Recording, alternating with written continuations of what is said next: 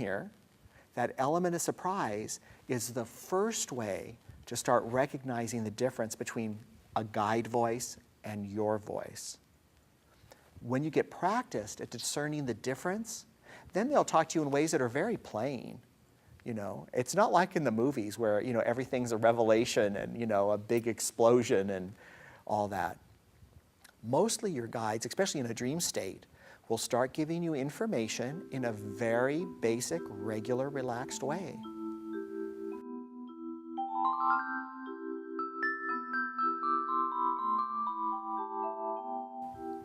A guide is a spirit or entity that's agreed to help us in this lifetime. They usually are the ones that hang around us the most of anything. I've asked my guides to identify themselves, and I have a primary guide that works with me. He identified himself as Michael, but to be perfectly honest, he said, "You can't pronounce my name, so call me Michael."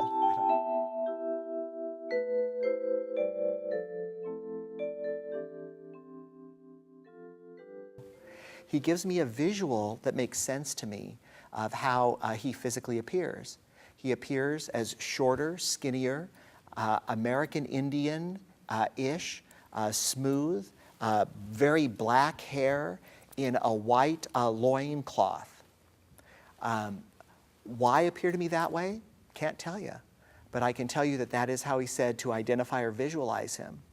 And when I've done work, psychic work, very often I can feel him stand behind me, and he'll put his arms over the top of my arms and his hands on the back of my hands. And I can feel his presence there.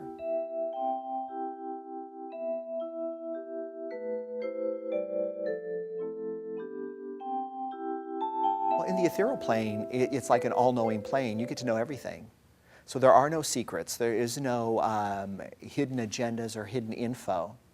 They see projected to them the probabilities of action through us, but they don't see the absolute future. And the reason that is because we are self-determined, not predetermined. Our thoughts and our actions determine our future, not anything else. So if that's true, one could say, why would you ever want to see a psychic? Why would you ever want your cards read? And that's a valid question. Because if we're self-determined, not predetermined, we're only going to get in there and mess up our future anyway, right? We're going to change our mind. We're going to choose a course of action. We're going to do something. This is the reason why I do psychic work and why even I have readings done for myself. If there's a hole in the road, I want to know in advance so that I can walk around it. And by the same token, if it's raining money, I'd like to know so I can bring a bucket. That's the advantage of a psychic reading.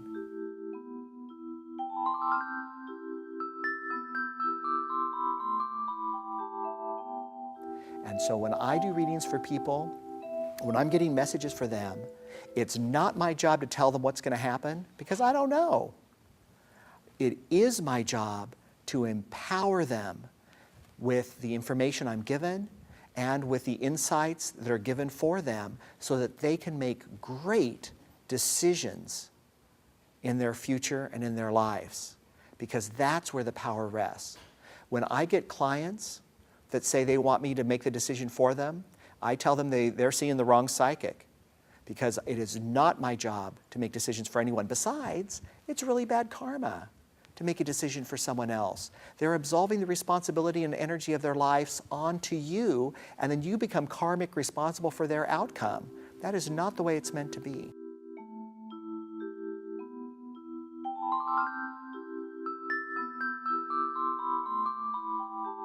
Well, you know, all psychics work a little bit differently. I think of it, it's like a musical talent, is everyone plays a different instrument, but we're all making music.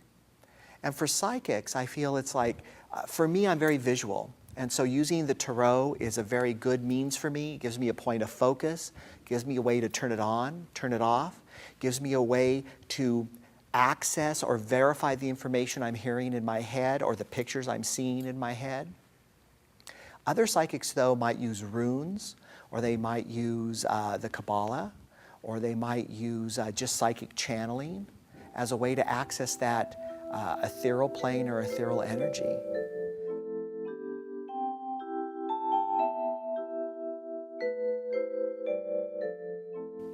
Well, the good, honest, ethical psychics that I know, that I travel with, that we do a lot of shows together with, all of them say to me at least, they say, we actually don't know the future.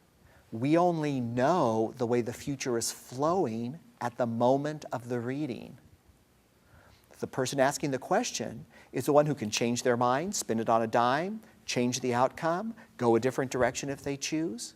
That's what they can do. So we don't really get to know the future. We only get to know what we're shown at the moment of the reading. And honest psychics will tell you that. Because you know the best psychics in the world, when university tested, are at best only 85% accurate. And the reason that is that information has to flow into us and then we interpret it into words for the person asking. So we can be wrong. We're interpreting the symbols, feelings, sounds, emotions, messages into something coherent, we can say, into this earth plane. And our interpretation can be off because it has to filter through us and we're imperfect vessels.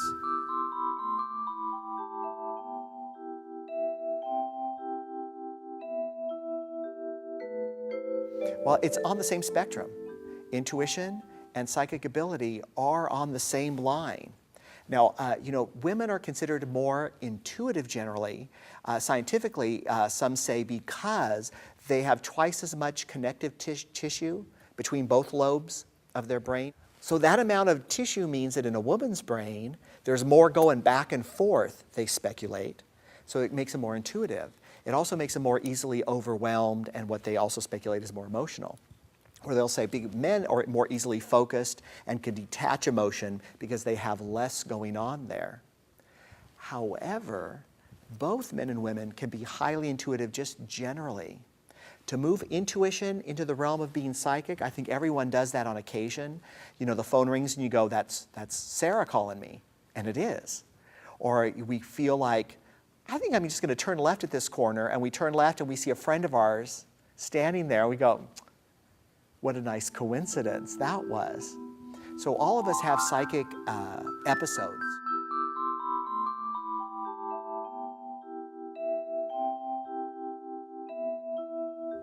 A spirit can be a ghost, someone who's crossed over but still attached to the earth plane for some reason.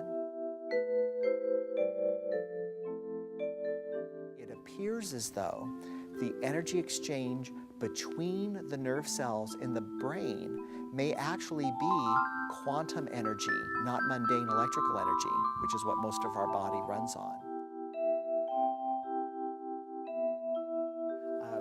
I believe we don't have a soulmate, we have soulmates. There's more than one lid for our jar in this lifetime. Well, an entity can be, I think, anything that has consciousness but exists as energy. Well, because I think in the ethereal plane, animals are very conscious. They're very in the now. They do not have a big concept of past or future. They are very sensitive. Most animals see auras and energy all the time. And for me, it works the same way. It really kind of is, they pull pictures from my life and experience that I can relate to, and then I know I'm supposed to interpret those for the person I'm reading for. They don't always give me complete information. I'd love it if they did. God, it would make it so much easier.